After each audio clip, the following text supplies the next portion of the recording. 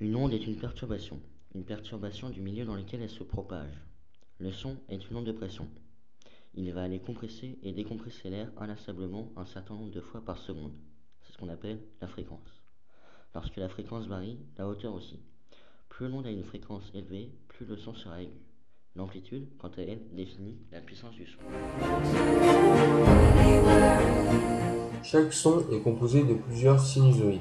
Un sinusoïde est le son le plus pur et le composant de base de n'importe quel son. Par exemple, la voix est composée de plusieurs sinusoïdes. La voix varie en fonction de la composition en harmonie, c'est-à-dire en multiples de la note principale et de plusieurs autres fréquences. Le son est donc une somme de plusieurs harmoniques.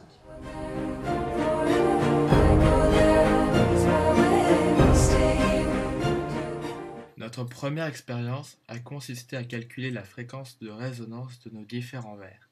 Cette fréquence de résonance permet de, théoriquement, casser le verre en la reproduisant à l'identique à l'aide d'un GBF et d'enceintes.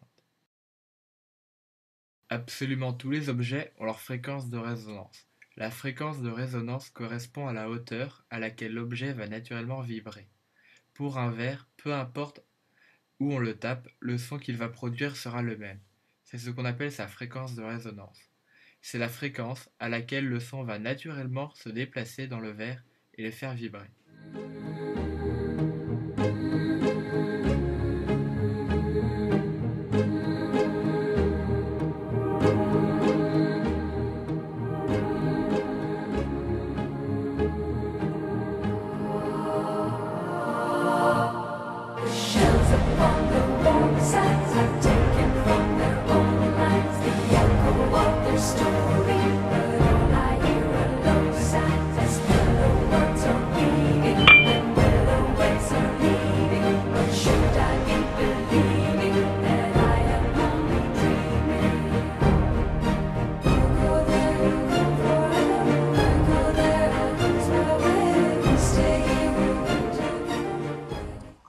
D'après nos recherches, nous avons constaté qu'un verre en cristal serait plus adapté. Étant donné sa composition spécifique, sa fréquence de résonance et son coefficient d'élasticité plus élevé lui permettent de se briser plus facilement.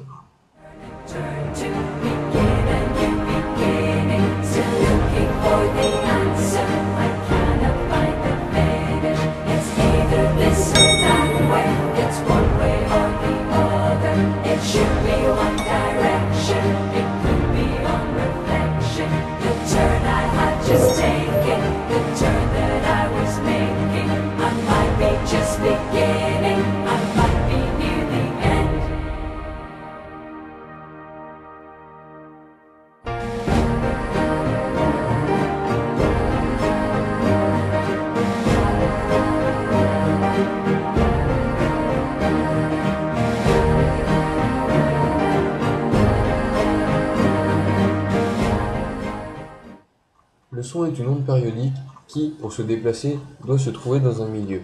Par exemple, dans le vide, il ne peut pas se déplacer car il n'y a pas de support pour le véhiculer.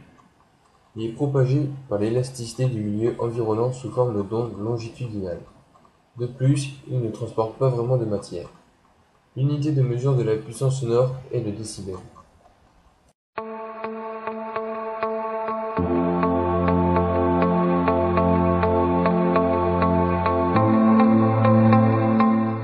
Pour briser notre verre, il faut envoyer du son à exactement sa fréquence de résonance. Ainsi, chaque pression du haut-parleur entre en résonance dans le verre et amplifie son mouvement jusqu'à ce que le verre vibre tellement qu'il éclate.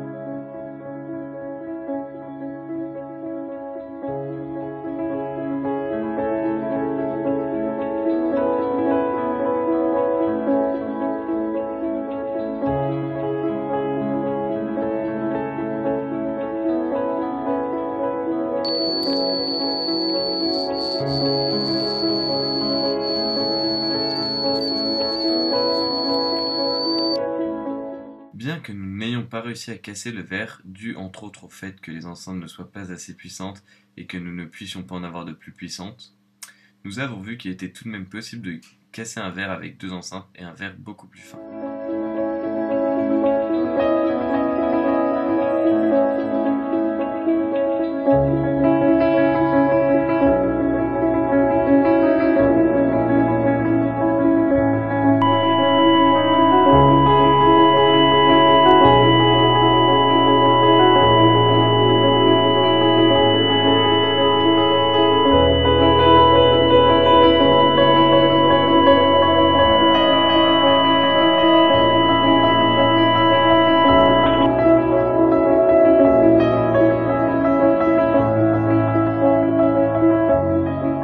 Pour qu'un corps puisse émettre un son, il faut que celui-ci fasse vibrer l'air.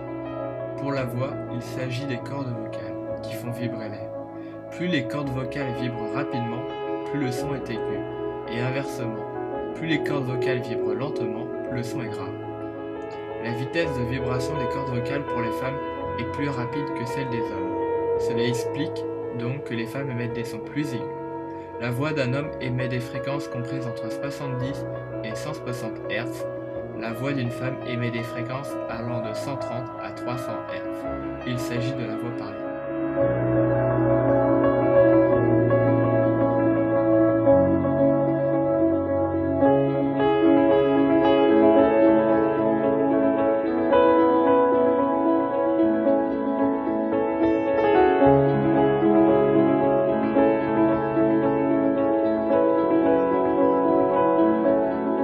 Ainsi, pour casser un verre, il faut tout d'abord calculer sa fréquence de résonance propre, puis la reproduire.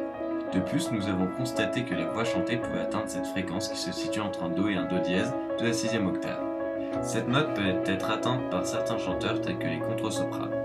Mais la difficulté consiste à tenir cette note juste, ce qui est impossible comme la voix est fluctuante.